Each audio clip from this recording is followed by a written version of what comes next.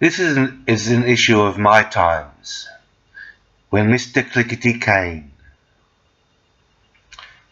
I hate narratives, and here's why.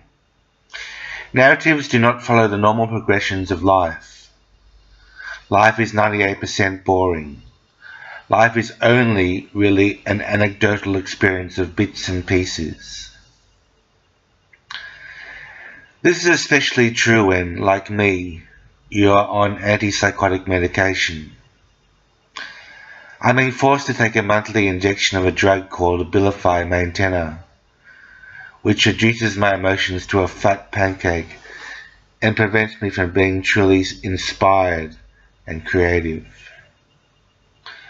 Oh, I've met some inspiring people in recent months.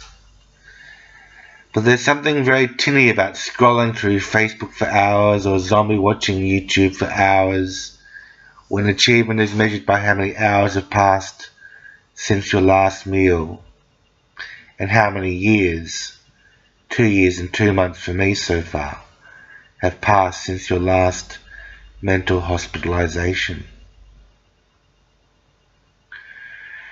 Related to narrative are the concepts of context and subtext. Both are important. Context dictates or frames our reaction to any particular situation. I used to be one of the funniest street magazine vendors on the streets because my impulse was still untrammeled and untamed. Ask me to small talk about absolutely anything I see and passers-by on the streets today, and you will more likely get a blank look because my context is much more fixated on mundane, compliant behavior. My uniqueness and individuality are disrespected by Abilify's wretched poisoning. Subtext is something that I'm working on. Going beneath the surface to understand people is a fascination of mine. I like reading between the lines because it is here that knowledge and wisdom play second fiddle to sheer instinct and intuition. You cannot fathom the world beneath our world that I have created. I like to imagine I am telling my clinicians.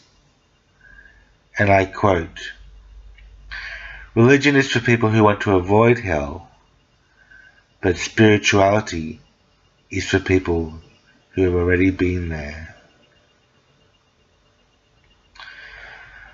Although I have been to hell, the drugs I am forced to take numb my memory and take me back to the present.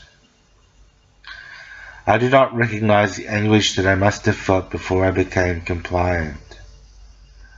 I assume that much of it was due simply to having more youthful hope and energy back then.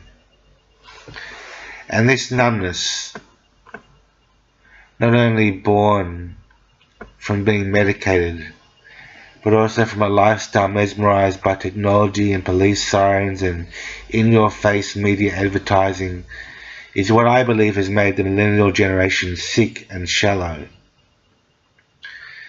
Millennials are more often tired of sex, unwilling to work hard, and terrified of being seen as losers. Everything is monitored. The intercom is loud and direct, and you will be jailed for non-compliant behavior.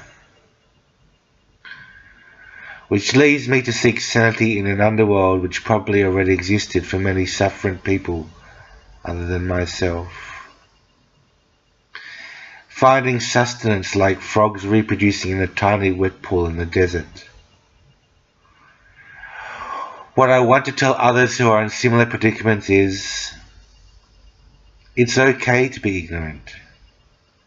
It's okay to be loud and bashful. It's okay to have privacy or be different or have a strange way of moving your arms or believe in something that isn't real. Not like this mental health clinical bullshit where we curl in upon ourselves just to try to convince our oppressors that everything is okay.